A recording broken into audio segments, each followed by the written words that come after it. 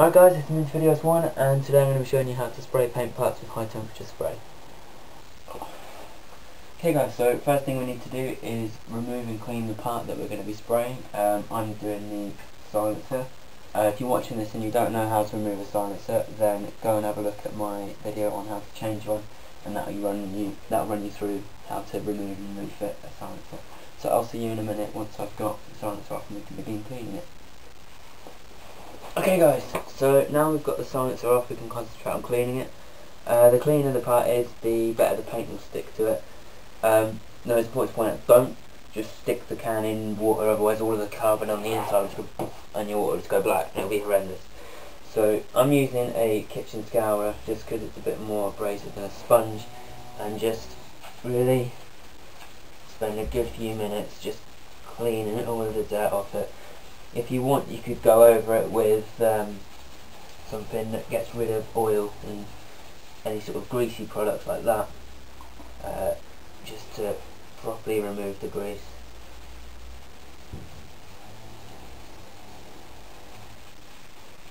So I'll see you when this is properly cleaned up. Okay, so now we've washed and dried it, we're just going to get a bit of sandpaper and just roughly go over it, just scuffing the surface. Not properly digging in and scratching it, but slightly scuffing. This helps provide a better mechanical grip for the paint. You won't be able to see this through. It's just, it helps the paint stick better. So you're not looking to heavily scratch it, you're just looking to take that shine off. Just scuffing it.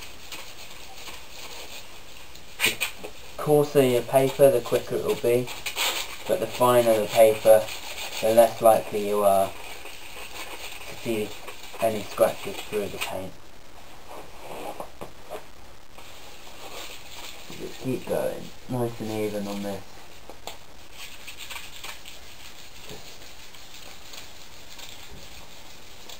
Taking that shine off.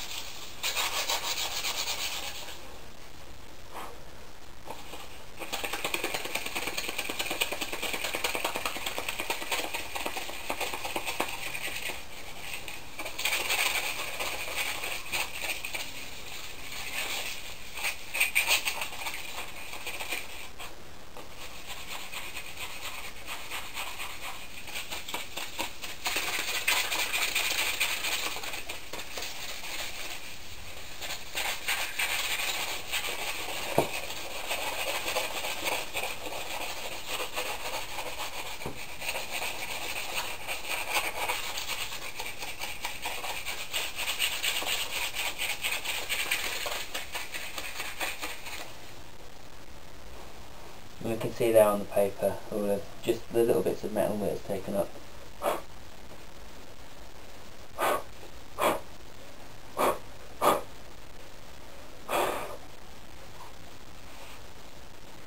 Okay, so just go around it, try and find spots that you might have missed. Make sure it's quite even.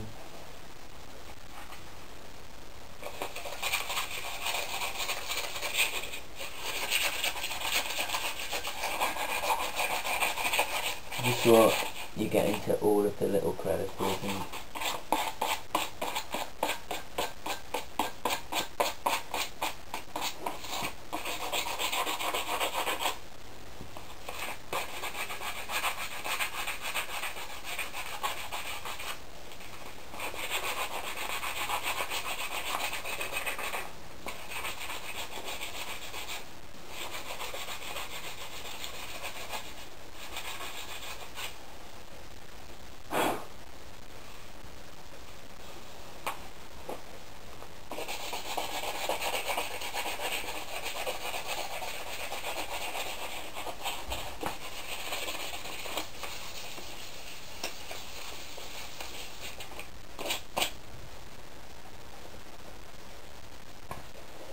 okay, so that's looking fairly scuffed up now. Just give it one more just general rub all over. just to really make sure I've got everywhere.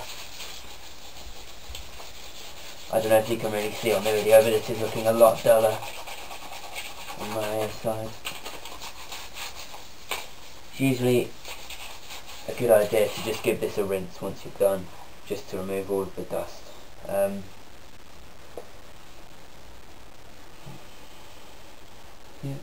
happy with that. Okay, so I'll just go give this a rinse and I'll see you in a minute. Okay guys, so now I've got the can all cleaned and prepped. My paint doesn't say anything about a primer, so I'm not going to use one. If it turns out that it looks like shit, I'll just sand it back, put a primer on and redo it. If you're using a primer, then now would be the time to do it. Just spray on a primer, like, you know, with a can. Just spray it on. So we can see I've got my can hanging from the ceiling up there by a doubled up piece of string. I've got cloth underneath to catch it in case it drops, which I don't think it will, it's pretty strong, but just in case. So actually I'll just open the garage door to get some more light in, and then we'll start spraying.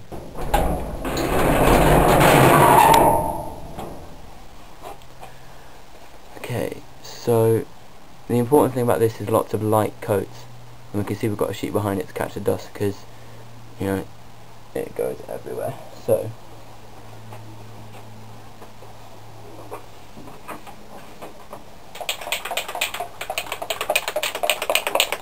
I'm going to be doing about 4 or 5 light coats. This helps create an even finish.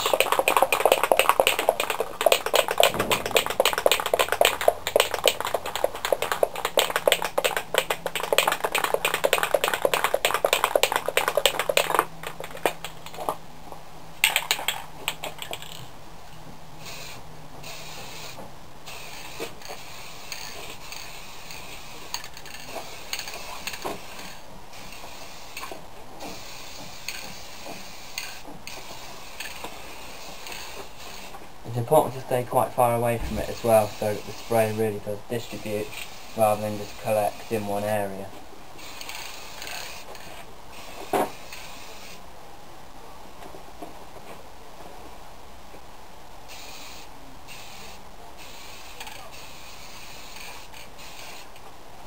Okay, so that'll be the first coat. So it says on the can to leave it for about 15 minutes to 30 minutes to be air dry. So after 15 minutes I'm going to come back and do a second coat.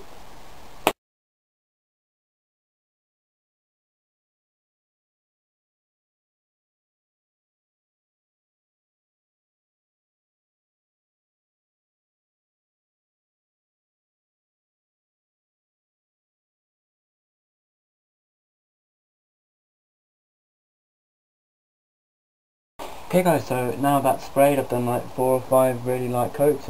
I actually really like this paint, it's really easy and even to apply. It's quite good, it's quite flat and smooth. Can't see any bits that are particularly darker than the other. So now I've just got to leave it for about 15-30 minutes to properly dry, and then it needs to cure, which involves taking it to about 350 Celsius for about half an hour. So I'm thinking just going on a big long ride for half an hour. So I'll see you in half an hour when we're going to be putting it back on. Okay guys, now that that's all painted up, we can look at reattaching it properly so that we can cure it. Because just at the moment, just picking it up, it's a little bit flaky, well not flaky, but sort of just dust comes off, so it needs to cure so that it kind of just sticks to it properly, which involves like a half-hour ride. So eventually once you've done that, just reattach it and then go for a ride, half-hour ride. You're not complaining about that.